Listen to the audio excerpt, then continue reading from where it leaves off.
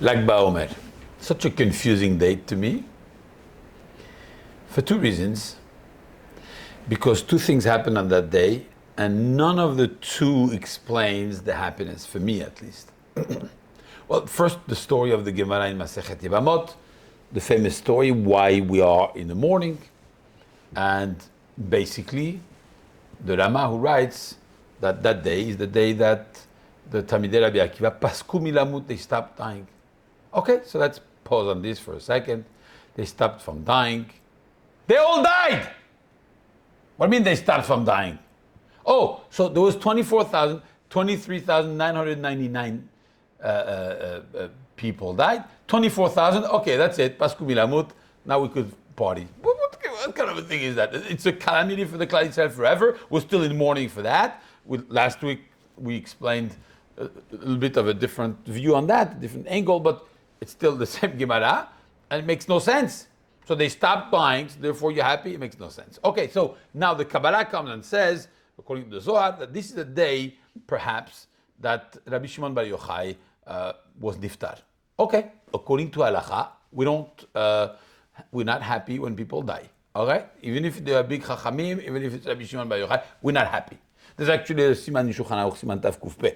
In Siman Tav Kuf Peh, Shulchan Aruch tells you the days that is Ra'ui Ta'anot Bahem, the days that is propitious to do a ta'anit, to fast.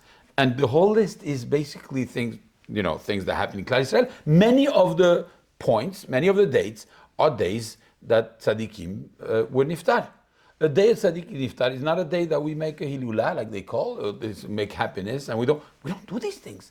It's true that Rabbi Shimon Bar Yochai, the Zohar says it was a big light that day because of the achievements of his life, etc. I understand. We know the Zohar, but according to Halacha, it doesn't work like this. According to Halacha, if a person dies, if a great tzaddik dies, it's an occasion to reflect, maybe to study his sefarim, but it's not a day to be happy. So both stories that happen on that same day, the death of Rabbi Shimon Bar Yochai and the 24,000 Talmidim who stopped dying, but it makes no sense. Why are we happy on Lag Baomer? So Rabotai, a few years ago, I came across a Chidah who says a very big Chidush. The Chidah was bothered by this. He adds more problems. He claims that Lag Baomer is actually not the day of the death of Rabbi Shimon Bar Yochai. Okay, that's bringing more problems. But bottom line, the Chidah says a very big Chidush, and he says it's none of the two. There's a third thing that happened, and that's the most important. He says Rabbi Akiva, after losing 24,000 Talmidim, how did he feel? Imagine this happens to you. You're the greatest Rosh Yeshiva of the world. You have 24,000 Talmidim. Even Lakewood Yeshiva has like 8,000. The Mir Yeshiva has 24,000 Talmidim. He's the biggest rabbi of the world. Rabbi Akiva. What would you do after 24,000 Talmidim die? What do you say? Time to retire, no? I mean, my things didn't work too well. It's time to go back wherever I came from. I'd study Torah, but not sharing with anyone because it's not working very well. Gotta find another vocation because this one is NG, it's not working well. But he didn't do that. And something very interesting, that same Gemara continues and says, what did Rabbi Akiva do? Immediately, he gathered 5 Talmidim, 5 new Talmidim, Rabbi Meir, Rabbi Shimon, etc. And he studied a small little group. Now I ask you a question. I'm a teacher. I'm just thinking, imagine I had 100 people in a class, and then the next day, only 5 show up.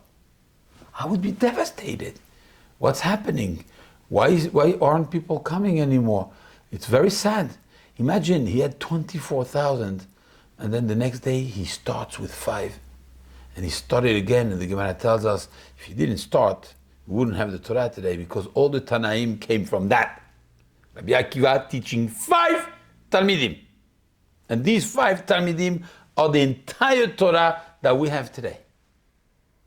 Now that's very courageous. For one man to stand up and say, I'm sure he learned lessons, what happened, etc. We don't know that, but Rabbi Akiva was very smart. I'm sure he thought about what happened, for sure. and he analyzed and he made some adjustments, for sure. But he restarted immediately. He didn't fall into depression. He didn't say, you know what, that's it, I tried, it was very hard. No. He did it l'shem shamayim, the same way he taught Torah. It didn't work the first time. He teaches Torah again, and it did work the second time. It was not 24,000, it was five. 5 people. That's what we celebrate on Lag Baomer. That the day they finished with the 24,000, he didn't cave into his Yetzer Hara, telling him, that's it, Rabbi Akiva, thank you very much. You should sell potatoes. Torah is not for you. No, he didn't do that. He went back, he readjusted, and he taught Torah from scratch with the smallest yeshiva ever. 5 students.